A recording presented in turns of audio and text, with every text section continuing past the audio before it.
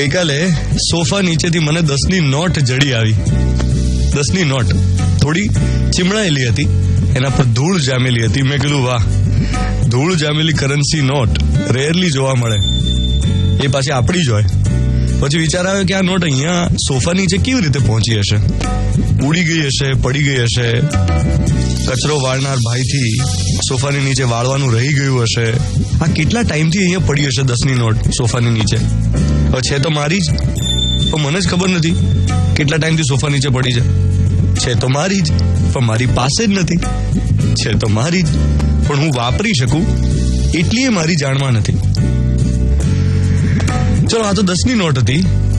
આવા બીજા કેટલાય રૂપિયા હશે જે ક્યાંક પડ્યા હશે બેંકના ખાતામાં. આપણે ઇન્વેસ્ટ પણ કરતા હોઈએ એમ વિચારીને કે રૂપિયો પડ્યો રહે, સારું નહીં, ચાલતો રહેવો જોઈએ, એમાંથી જ નવો રૂપિયો જનરેટ થાય, એ રૂપિયાને બનાવે એવું થવું જોઈએ, વગેરે વગેરે. મારો સવાલ એ છે કે શું આપણે પોતે જેટલા રૂપિયા કમાયા છીએ એ બધા રૂપિયાનો પૂરેપૂરી રીતે ઉપયોગ કરીએ છીએ ખરા, કે પછી પડ્યો રહે છે પૈસો? આપણે પૈસા કમાઈએ છીએ એનું કરીએ છીએ શું? ક્યાંથી પૈસો આવે ને ક્યાં જાય છે? કેટલાય લોકો કમાય તો છે, વાપરતા નથી.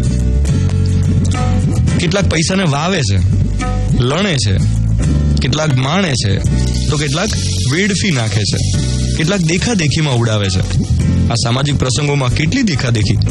આપણે બધાને ત્યાં જમ્યા હોઈએ એટલે બધાને જમાડવા તો પડે જ ને. આ એક વાક્યને કારણે ઘણો પૈસો અનનેસેસરી ઘણીવાર બરબાદ થઈ જતો હોય છે. ઘણો સારી રીતે વપરાતો હોય છે, પણ માની લો કે આપણા બોસ વેકેશનમાં ઓસ્ટ્રેલિયા ગયા, તો યાર આપણે નહીં તો સિંગાપોર, દુબઈ તો જઈએ.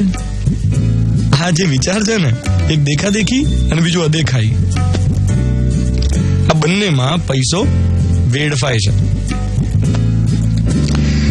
તો કરકસર, લોભ અને ઉદારતા, આ બધા વચ્ચેનો ભેદ સમજવો ખૂબ જરૂરી બની જાય છે. આજનો મોર્નિંગ મંત્ર: પૈસાની 3 જ ગતિ છે, દાન, ભોગ અને નાશ. એમાંથી તમારી 10ની નોટ કઈ દિશામાં ઉડે છે એ જરા જોઈ લેજો. પૈસાની 3 જ ગતિ છે, દાન, ભોગ અને નાશ. આપણી 10ની નોટ કઈ દિશામાં ઉડાડવી આપણા હાથમાં છે. 7:12 થઈ રહી છે.